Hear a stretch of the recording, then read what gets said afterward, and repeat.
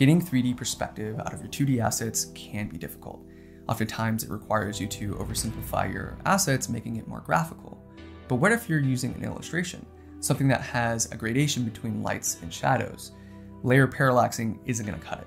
Okay, well then you could go into 3D, but then that requires you to have the software and to most likely bring all your character animation and effects over to the 3D application. Well, I'd like to share with you a method I use that is completely native to After Effects, and it's all done with an effect that I love. I can't tell you how much I love this effect. It's called Liquify.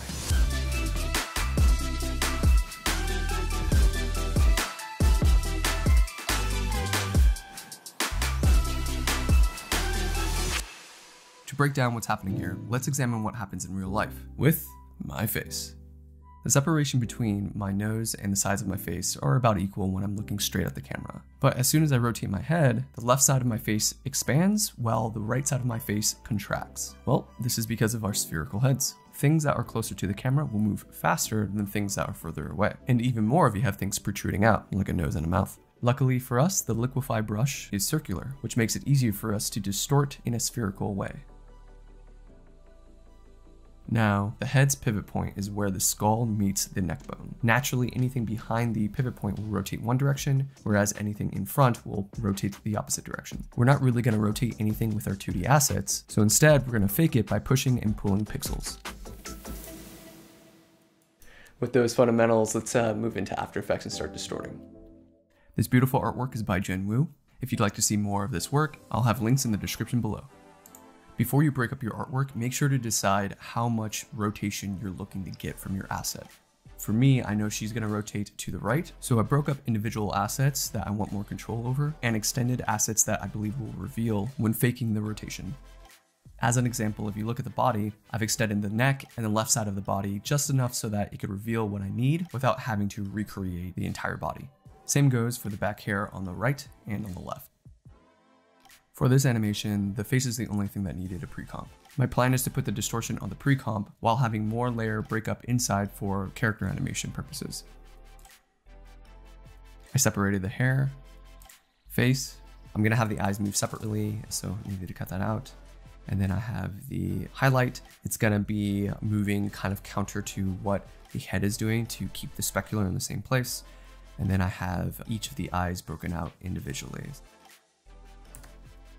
I have a few layers here as a demonstration to show the different phases that I go through. When I begin distorting, I like to focus on the parts of the face that are the most eye-catching and needs the most attention. So I'll be using a small distortion brush to distort these first, and then once I feel good about this distortion, I'm going to move into the next phase, which is basically focusing on more of the generalized movements of the face, what's in purple, or I guess pinkish here. And then I'm going to focus on major movements where I'm going to use a really large brush and move these over. All right, so I'm going to hide all those and then let's focus on the face. So first off, I'm going to go ahead and pick my Liquify and move it down. And then I'm going to add a animation key at the beginning of this and an animation key at the end of this so that I could see what I'm doing with my distortion. Basically, it's just a linear animation between 0 and 100 so that I can now distort the face and see how the perspective is changing. So when I do this, I like to go with the nose first and just go ahead and start distorting this. So I'm moving it over and you could already see that this looks like it's, distorting over. And then I'm gonna move the mouth. So get this over. The top of the lips and the bottom of the lips are what are gonna move the most. And then I'm gonna move this over and then you'll see that now both of these are distorting across. To quickly access the brush size for the distortion, just hold down Control and left click and then drag to whatever size that you want. The bottom of the nose and the inside of the lips need to go back. They wouldn't move as much because they're further in depth from us than the top and bottom of the lips. And we're already getting some interesting perspective going on here. I'm gonna move this back even more and move this over, move the top more. And I'm gonna move this out. So remember, the things that are closest to us are going to move more. The things that are further away are going to move less or move the opposite. So now you can start to see some cool perspective happening here. Great. Looks like the bottom of the lip can get some more movement. And then I'm going to go and adjust the chin. And look at that, it already feels like the shape of the chin is moving with the rest. All right, about this point, I'm gonna start moving into the bridge of the nose. So with the nose, we want it to look like the whole nose is moving, but in this area, it's gonna move a lot less because it's further into the face rather than the nose being closer to us. I'm gonna move the nose bridge, but I'm also gonna expand it out a little bit. That way it feels like there is movement, but it doesn't have a lot of turn towards the middle where the eyes are. Now with increasing my brush, I'm going to move where the eyebrows are and beneath the eye. All right. The eyeball itself does have depth and it's going to move a little bit too. So I'm going to make this brush smaller and then move it slightly. So now we got some movement there. All right, now I'm gonna work on the left side. Here, I'm gonna move this back in a little bit and then move the top where the eyebrow is. The interesting thing about moving, this left side is that you want to move the top of the brow to the right, but then you also want to have it so that this outside line is going to the left because now you're starting to reveal more of the face. Notice how wide this face is on the right. You're gonna be revealing similar, width on this side. So now I'm gonna actually move underneath the cheek a little bit, but then extend out the outside of the face. And when I do this, you see it's already feeling like we're revealing and seeing more of the face here. So this is about the time when I changed to the medium-sized brush. Remember, this brush right here. So basically I'm going to be focusing on these areas and doing a much larger brush, so something like this. And then I'm going to be doing the same thing I was doing to the individual parts, but now I'm going to do it to these bigger areas. So going back over here, I'm going to start out with the nose and the mouth, and then the nose second. All right, so now we're going to get a lot more movement. And then I'm going to do the same with the eyes. So move these pieces. Cool, now we're getting some nice rotation happening.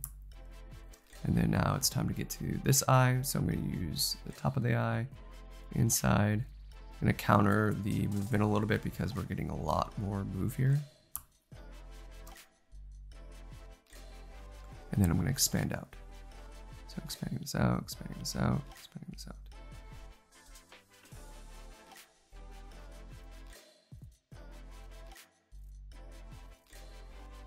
And it looks like underneath the eye and the side of the eye needs to move back to the left. So I'm going to make this smaller, bring this back over. All right. And then underneath this eye, we need to move it over to the right.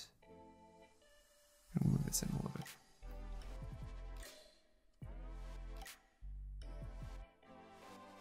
Starting to get some cool perspective happening here. The mouth and the nose. Now they're moving a lot comparatively to the head. So there's a couple things that we need to do to make sure that this rotates and feels like it's one. Increase the movement of the head itself. So I'm going to move all these parts. There we go. And then I'm going to actually move these a little bit back to the left so it doesn't move as much.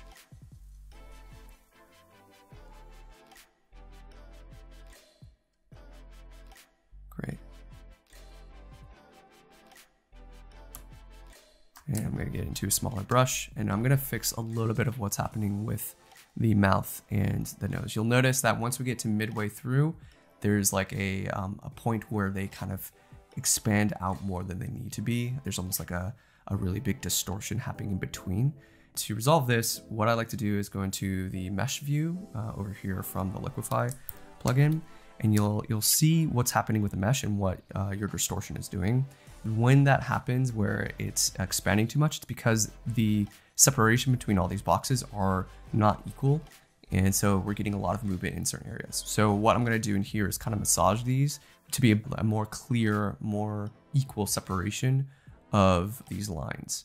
So notice how like right here, these boxes are larger than these boxes over here. That's okay, but it just needs a more equal transition into this. So there's that side. And then for the nose, I got to do the same thing. So I'm going to move these over, move this over. And you do want to have this distortion here. It's just you want to be able to make sure that the separation between all these feels like a general transition rather than just a harsh, big separation between them. All right, so this should help us. I'm going to go back and reveal. Let's see what we got going on right now. Great. Now the distortion that's happening here is a lot less, or at least the morphing feels a lot more natural than what was there before. All right, so at this point, this is when I like to go with the bigger brush. Now I'm going to be focusing on the big movements of the face, and this is where we're going to get the most from our movement in this perspective change. So here, I'm going to keep with my brush and make it way larger. And then I'm going to move the inside points out to the right, and then move the outside points to the left. So starting out with mouth, move this over, move this over, move this over, move this out, move this out, and then move this in. And I know we haven't been moving the top of the head at all, so I'm actually going to do a pretty big move there. And you'll notice that here, my eye is distorting too much in, so I'm going to move that back in. And then now I'm going to separate this out. So make this go out, make this go out. And let's see what we got so far.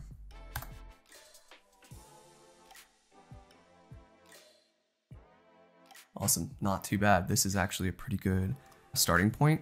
Now I want to focus on the outsides of the head. So I feel like the inside is looking pretty nice, but we need to make it so that the entire head feels like it has this rotation. And where it doesn't have it right now is the top of the head, the back of the head, the ear, and this side. There's some that's happening on the side, but it's not convincing enough for me. So I want to go ahead and adjust this. These are kind of like the generalized overall movements. And then when we get this to a good place, I'm going to stop with the distortion here and move on to the other elements. Starting out, I'm going to go ahead and do generalized movements that are really large with a large brush to the edges of the head. So I'm going to go ahead and move this in. And notice that I'm like choosing the middle of the brush to be on the edge so that I could push in the elements I want to. And then I'm going to go further out and keep the middle of the brush further away from the edge. And this will make it so that the harshness or the focus of the distortion is just outside the edge, feeling like the edge is revealing more rather than I'm just pushing the elements out. I'm gonna go ahead and push this in slightly. I feel like I pushed too much. And let's see what we got from that. Because basically what we need is a little bit more separation of the eye here and the feeling of the eye being able to move by itself without the face being attached to it. All right, so now I'm gonna work on the outside area over here. So again, big brush. I'm gonna make this move to the right and then make this move in to the left. So this will simulate a lot more movement from the depth being closer to us in front. And I'm gonna do the same here. So I'm gonna move this just a little bit here. And I'm gonna get a bigger brush and move things in.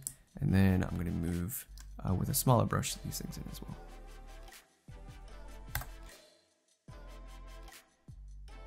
Yes, looking good. We could definitely improve this or keep on working on this for a while until your eye feels comfortable with, how this looks all together. But I think, what's important here is we need the other elements to really tell us how we're doing with the overall perspective, and it'll help sell the feel of this 3D movement. All right, the hard part's done, and this is the time I like to build a controller connecting our distortion to the controller, making it easier to animate in the end. I'll briefly go over the other layers and just how to think about them in terms of perspective change and also how to connect it to this controller. Let's finish this up. All right, moving forward, let's make a null. I'm gonna go ahead and call this, let's call this face controller. And I'm gonna make another null, which is gonna represent the perspective. I'm gonna change the anchor point to 50-50 or bring the anchor point into the center. And then go ahead inside of here. And I'm gonna parent this controller to the face controller. And let's call this perspective.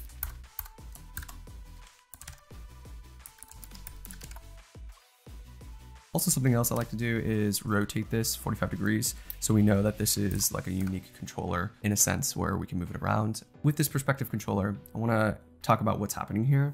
Every null that you create has a width of 100 pixels.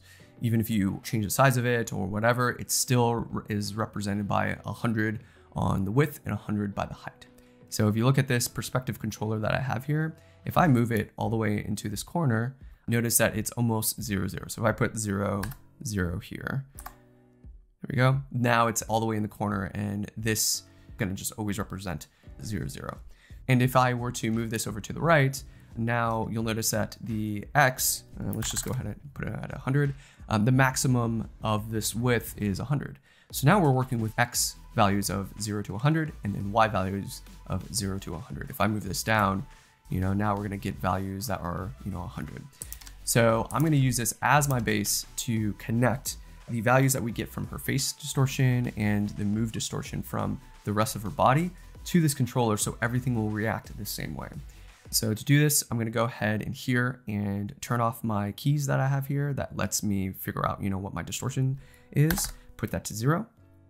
I'm gonna go ahead and connect this value directly to this controller. There are a couple of ways of doing this. One way is to just go ahead and get this pig whip and then select the X values.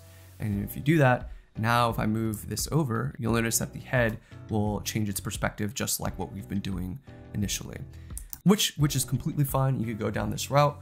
I personally like to use a script I developed, which is AFPDelay here in my script library, which basically does very similar thing to just using this pig whip, but it gives us a lot more control over how much we want to manipulate the values after the fact.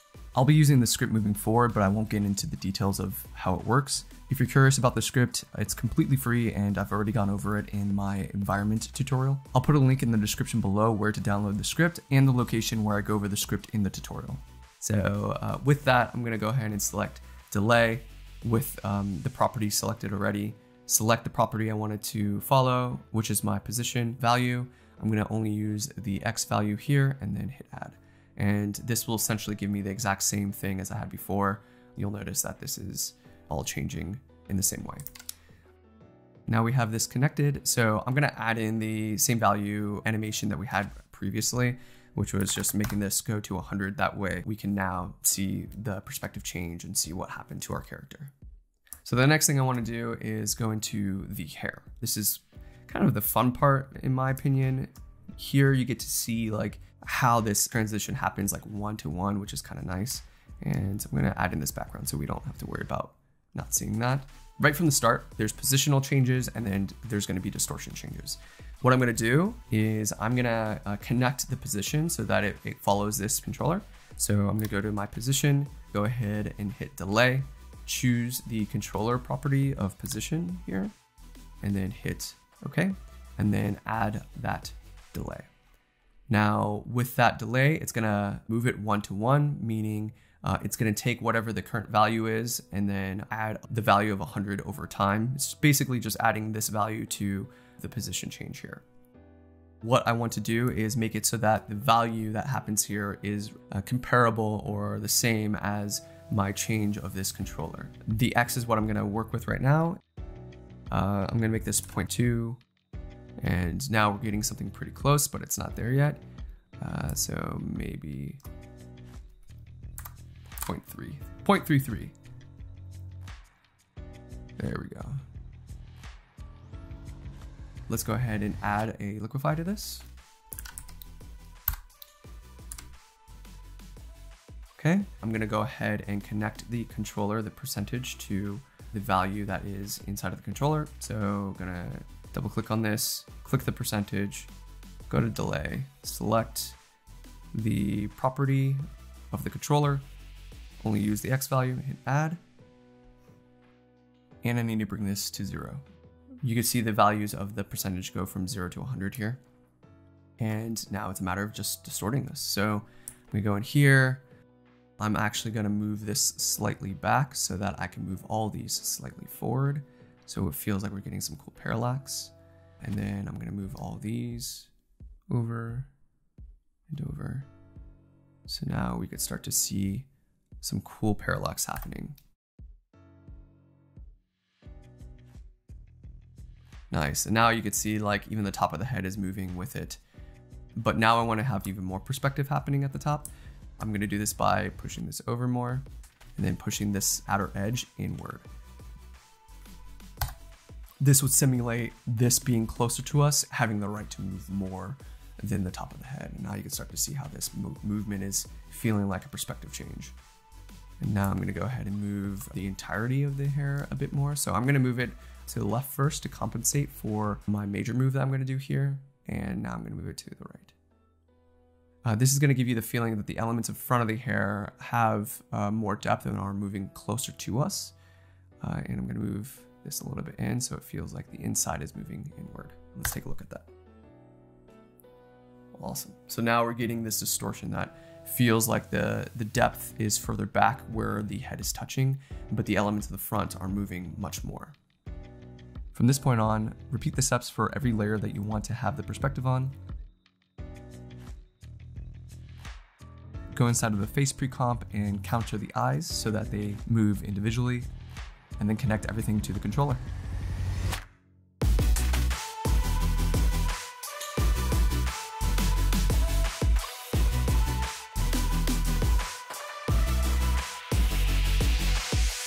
I'd be lying if I said that this is the right solve for every situation.